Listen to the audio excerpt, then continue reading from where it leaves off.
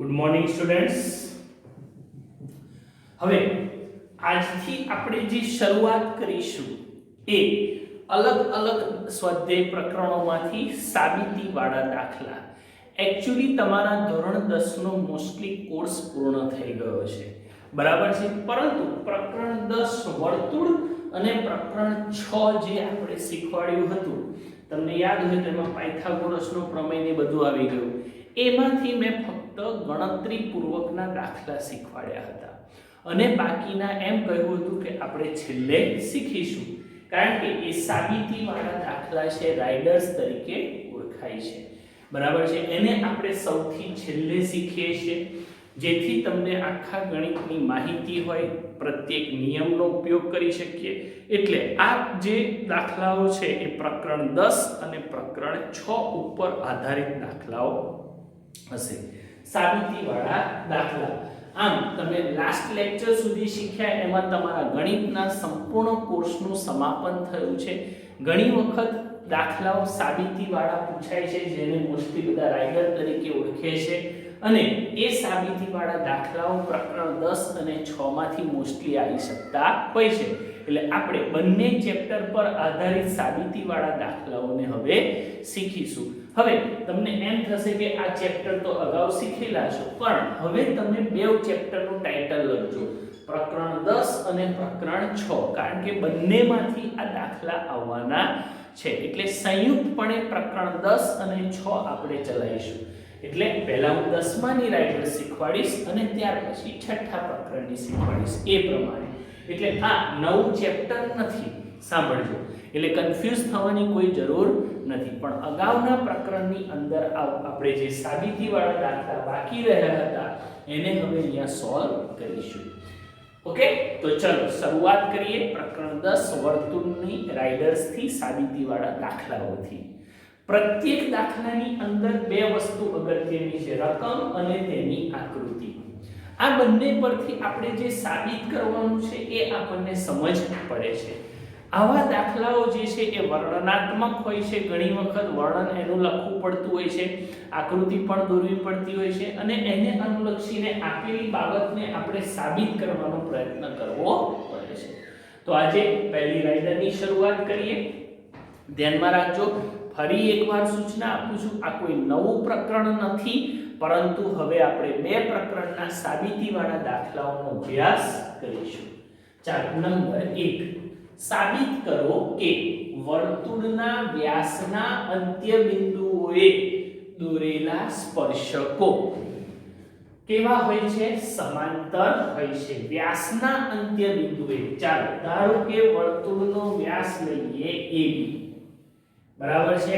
તો પહેલું અંત્ય બિંદુ છે A, બીજું અંત્ય બિંદુ છે B, અને AB ને જોડતો રેખાખંડ એ વર્તુળનો શું છે? વ્યાસ થશે, આકૃતિ પ્રમાણે. ચાલો, A માંથી દોરેલો સ્પર્શક આ રીતે દોર્યો છે, એ રીતે B માંથી દોરેલો સ્પર્શક, બરાબર. પહેલી સ્પર્શ રેખાને નામ આપ્યું છે L1, બીજાને L2. L1 રેખા પર આવેલા બે બિંદુઓ જે વર્તુળ પરના બિંદુઓ નથી, કયા કયા? R અને T. એ જ રીતે L2 સ્પર્શ રેખા પર આવેલા બે બિંદુઓ જે વર્તુળ પર આવેલા નથી, કયા? PQ. બંને બિંદુઓ એ વર્તુળ પર આવેલા બિંદુ નથી. હવે આ બંને સ્પર્શકો એટલે કે RT અને PQ બંને એકબીજાને આપણે કેવા બતાવવાના છે? સમાંતર બતાવવાના છે. તો રકમ અને આકૃતિ વિશે ખ્યાલ આવ્યો, બરાબર. તો ચાલો હવે એની સાબિતી જોઈએ. વર્ણન કરીએ પ્રમાણે AB એ O કેન્દ્રિત, અહીંયા કેન્દ્રનું નામ લખી દઈએ O. AB એ O કેન્દ્રિત વર્તુળનો શું છે? વ્યાસ છે. પહેલું જ વાક્ય બેઠું જ આપણે આકૃતિ પરથી લખ્યું. મોસ્ટલી આકૃતિનું વર્ણન કરવાનું સાબિતીવાળા દાખલામાં, બરાબર છે, એના પર જ તમારો આધાર રહેશે. ચાલો, AB એ O કેન્દ્રિત વર્તુળનો શું છે? વ્યાસ. PQ અને RT જોઈ લો, પહેલો PQ, બીજો RT, એ વર્તુળને અનુક્રમે, ચલો PQ કોને સ્પર્શે છે? B બિંદુને, અને આરટી કોને સ્પર્શે છે? એ બિંદુને. એટલે આપણે વાક્ય લખ્યું પીક્યુ અને આરટી એ વર્તુળને બી અને એ માં દોરેલા સ્પર્શકો છે. અનુક્રમે લખ્યું છે બી, કારણ કે પીક્યુ પહેલું લખ્યું છે એટલે પીક્યુ નો સ્પર્શક કોણ થશે? બી બિંદુ. આરટી નો સ્પર્શક કોણ થશે? એ બિંદુ. બોલો ક્લિયર? તો બે વાક્યો વિશે ખ્યાલ આવ્યો, બરાબર છે? આગળ વધીએ. BA એ વર્તુળનો વ્યાસ છે. જે રીતે આપણે જો AB વર્તુળનો વ્યાસ લખી શકીએ એ રીતે BA પણ શું થઈ શકે? વર્તુળનો વ્યાસ થઈ શકે. અને BA એ કોને લંબ છે? જોઈ લો. BA એ RT સ્પર્શકને શું છે?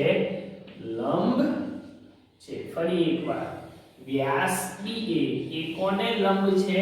RT ને લંબ થયો, બરાબર? એટલા માટે લખ્યું છે BA લંબ RT અને એના કારણે રચાતો ખૂણો RAB કેટલા એંગલનો થશે? 90 એંગલનો થશે. બોલો ક્લિયર? તો ફરી એકવાર, BA એ વર્તુળ RT ને શું છે?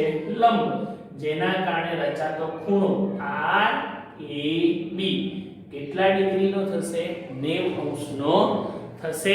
બોલો ક્લિયર થયું? હવે એ જ રીતે જેમ BA એ RT ને લંબ લીધો એ જ રીતે અહીંયાથી જુઓ AB એ કોને લંબ થશે? PQ ને. એટલે આપણે અહીંયા લખ્યું AB લંબ PQ, જેના કારણે રચાતો ખૂણો ABQ. ચાલો, કેટલા ડિગ્રીનો ખૂણો થશે? 90. એટલે લખ્યું ખૂણો ABQ બરાબર 90. તો જુઓ અહીંયા આવે ખૂણો RAB ખૂણો ABQ બરાબર છે. યુગ્મ કોણની જોડ થઈ. તમે અહીંયા કૌંસમાં લખી શકો યુગ્મ કોણની જોડ. યુગ્મ કોણની જોડ, બરાબર? અને અંતઃયુગ્મ કોણની જોડના માપ કેવા હોય? સમાન. એટલે ખૂણો RAB નું માપ અને ખૂણા ABQ બંનેના માપ કેવા છે? સરખા.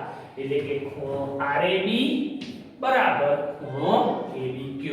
જો ખૂણાના માપ સમાન હોય તો બંને સ્પર્શકો એકબીજાને કેવા હોય? સમાંતર. RT એ PQ ને કેવો છે? સમાંતર. જે આપણે શું કરવાનું હતું? સાબિત. બોલો ખ્યાલ આવ્યો? તો પહેલો સાબિતી વાળો દાખલો કયો છે? શબ્દ સમજાઈ દો. ફરી એકવાર ઝડપથી રિપીટ કરી દઉં. ઘણી વખત આવા દાખલાઓમાં સમજ ના પડે એકવારમાં, એટલા માટે. તો રકમ આ પ્રમાણે હતી. વર્તુળના વ્યાસના અંત્ય બિંદુઓ દોરેલા સ્પર્શકો એકબીજાને કેવા છે? સમાંતર. જેના માટે આપણે O કેન્દ્રિત વર્તુળ લીધો અને એમાંથી પસાર થતો વ્યાસ AB જે RT સ્પર્શક પર A અને B ને PQ ને B બિંદુએ સ્પર્શતો હતો. જેના આધારે BA એ RT ને લંબ બતાવ્યો આપણે અને AB એ PQ ને લંબ બતાવ્યો.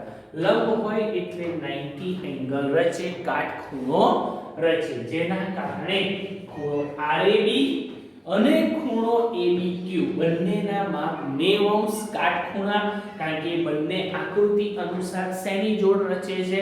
અંતઃયુગ્મ કોણની જોડ રચે છે. અને અંતઃયુગ્મ કોણની જોડના માપ હંમેશા કેવા હોય? સમાન. જો એ બે ખૂણાના માપ સમાન હોય તો સ્વાભાવિક વસ્તુ છે એના દ્વારા જે સ્પર્શકો રચાય છે આ બંને સ્પર્શકો એકબીજાને કેવા છે? સમાંતર છે. બોલો ક્લિયર? તો સમગ્ર સાબિતી વાળો દાખલો જોઈ લો, વાંચી લો, સમજી લો એને. ચાલો.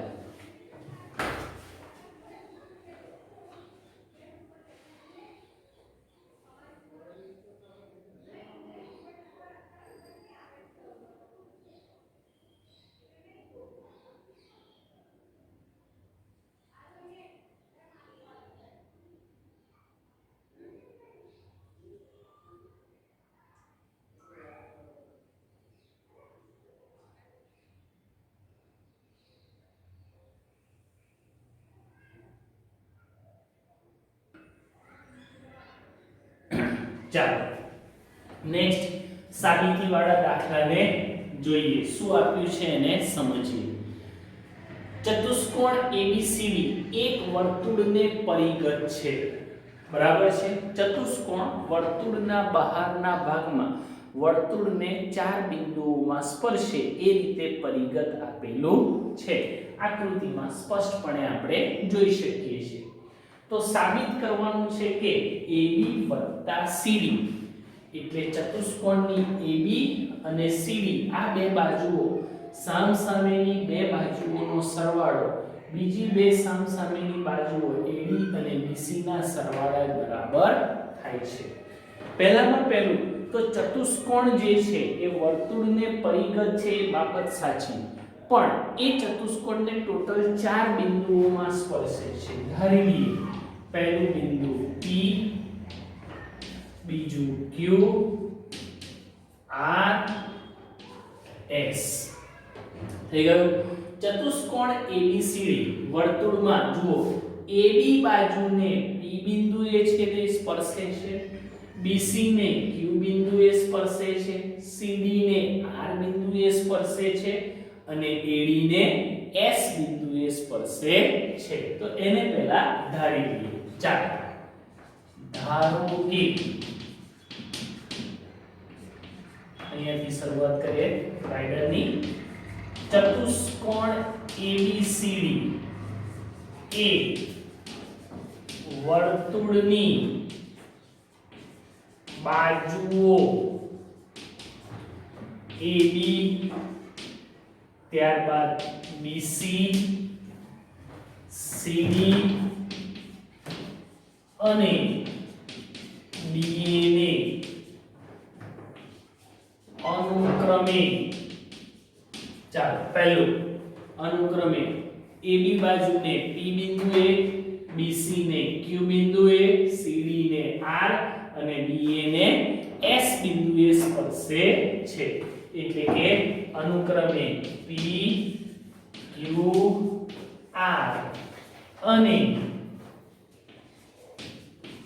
S માં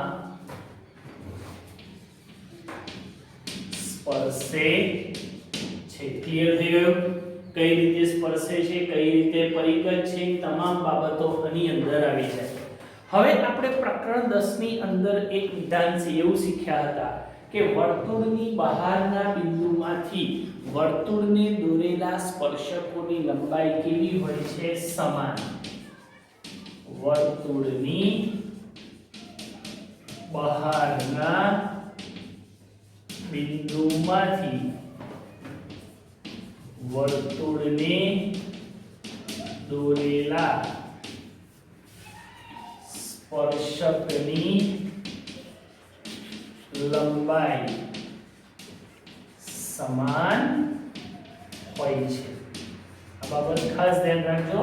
વર્તુળની બહારના બિંદુમાંથી વર્તુળને દોરેલા સ્પર્શકો જેમ કે A માંથી દોરેલા સ્પર્શકો AS અને AP નું માપ સમાન. એટલે કે AP બરાબર AS. એ જ રીતે B બિંદુમાંથી દોરેલા સ્પર્શકો BP અને BQ બંનેના માપ કેવા થશે? સમાન. એ જ રીતે C બિંદુમાંથી દોરેલા સ્પર્શકો એટલે કે CR અને CQ ના માપ સમાન થાય. એ જ રીતે D બિંદુમાંથી દોરેલા સ્પર્શક DS અને DR એના માપ કેવા થશે? સમાન. શું મુદ્દો હતો આપણો? વર્તુળની બહારના બિંદુમાંથી વર્તુળને દોરેલા સ્પર્શકોની લંબાઈ કેવી હોય છે? સમાન. એટલે કે AS અને AP નું માપ સમાન, BQ અને BP નું માપ સમાન, CR અને CQ નું માપ સમાન, DS અને DR ના માપ સમાન. હવે આપણે જે સાબિત કરવાનું છે સામસામેની બાજુઓનો સરવાળો સમાન છે એના આધારે પહેલા આપણે લઈએ AB + CD. ડાબી બાજુ લઈએ. ચાલો AB + એ સિવાય એક વસ્તુ અહીંયા આપેલી છે. બીજી વસ્તુ જુઓ. 3 બિંદુઓ સમરેખ છે. કયા? A' P' B. એ રીતે B dash Q dash C, એ રીતે સી આર ડી અને next B dash A dash A. બિંદુઓ કેવા છે આકૃતિ અનુસાર સમરેખ. એ પી બી સમરેખ હોય તો AB ના માપનો સરવાળો AP + PB જેટલો થાય. BQC સમરેખ હોય તો BC નો સરવાળો BQ + CQ જેટલો થાય. જો CD સમરેખ હોય તો CD કોના માપનો સરવાળો થાય CR + DR. એ જ રીતે DA કોના માપનો સરવાળો થાય DS + SA ના માપનો શું થશે સરવાળો થશે. બોલો કઈ રીતે સરવાળો થાય સમરેખના આધારે ખ્યાલ આવ્યો. આ તમામ બાબતોનો ઉપયોગ હવે આપણે કરીએ. ચાલો AB + CD. AB કોના માપનો સરવાળો થશે AP + PB ના માપનો સરવાળો. BC કોના માપનો સરવાળો થશે BQ + CQ ના માપનો સરવાળો. બોલો ક્લિયર. હવે AP અને AS ના માપ કેવા છે સમાન, એટલે AP ની જગ્યાએ આપણે શું મૂકી શકીએ AS. જોઈ લો. ક્લિયર. કોઈ પ્રશ્ન? બરાબર. ચાલો PB નું માપ PQ જેટલું છે. એક સેકન્ડ, BC ને પણ આપણે સાબિત કરવાના છે, એટલે PB ની જગ્યાએ આપણે કેટલા મૂકી શકીએ PQ મૂકી શકીએ. ચાલો પછી છે PQ + CQ. જરૂરિયાત પ્રમાણે મૂકીએ. AP નું માપ AS જોઈ લેજો. PB નું માપ આપણે શું લીધું BQ, પણ હમણાં એની જરૂર નહીં પડે. ચાલો BQ નું માપ PB પણ મૂકી શકો, એ હમણાં એટલું એમ લેવા દો. એક બાજુ સાબિત કરી દઈએ. ચાલો અને CQ ની જગ્યાએ શું મૂકી શકીએ આપણે CR. તો જોઈ લો. ચાલો હવે આપણે ડાબી બાજુમાં AD લાવવાના છે, એટલે AS + DS જોઈશે. ઓકે, તો DS અને DR ના માપ સમાન થશે. એને હવે આપણે આની અંદર મૂકીએ. ચાલો B dash Q dash C. B + AP નું AP + PB, એવી રીતે BQ + CQ એના માપનો સરવાળો લીધો. પણ આપણે આગળ એને સાબિત કરવા માટે કઈ બાજુઓ લઈશું એને જોઈ લઈએ. ચાલો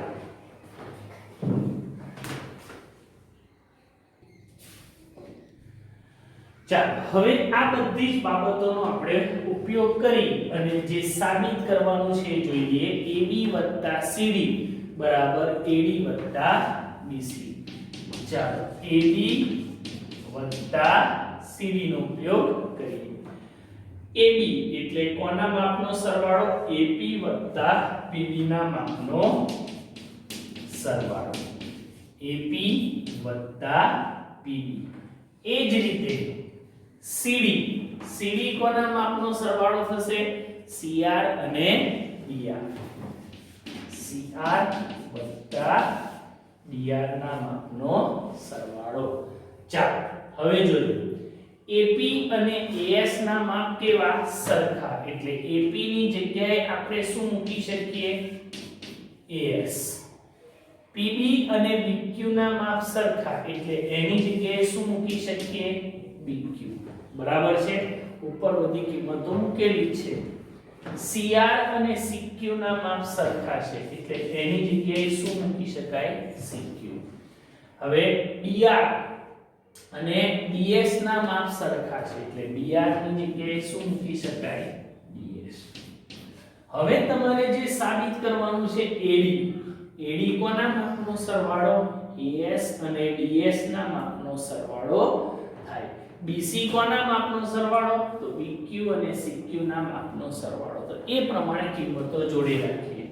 AS + DS, BQ + CQ.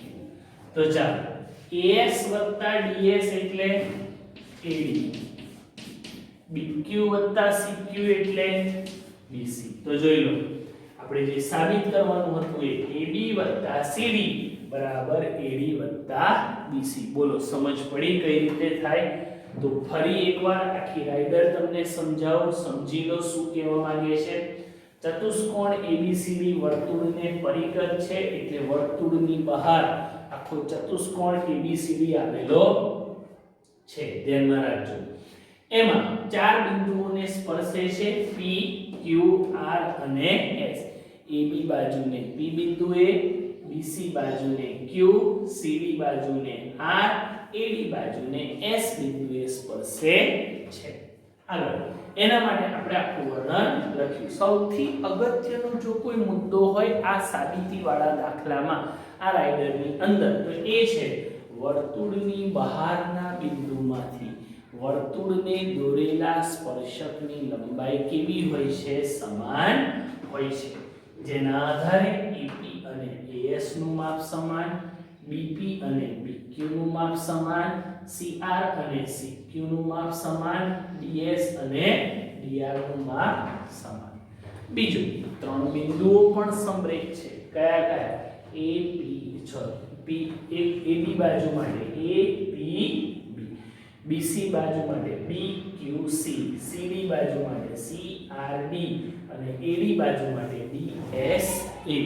જેના આધારે આપણે ડાબી બાજુ પરથી શું લાવી શક્યા? જમણી બાજુ, જેની કેલ્ક્યુલેશન અહીંયા મૂકી છે. બંને રાઇડર્સ તમને જે શીખવાડી એને વ્યવસ્થિત જોઈ લો, સમજી લો અને એના આધારે સ્વાધ્યાય 10.2 પાઠ્યપુસ્તકની અંદર ધ્યાન આપજો. સ્વાધ્યાય 10.2 નો દાખલા નંબર 5 જે રાઇડર છે સાબિતી વાળો દાખલો છે. એઝ એ હોમવર્ક આપું છું. પ્રત્યેક વિદ્યાર્થી સરસ રીતે નોટબુકમાં લખી અને સમગ્ર વર્ક જે છે ક્લાસ ટીચરને મોકલશો. ઓકે, ચાલો.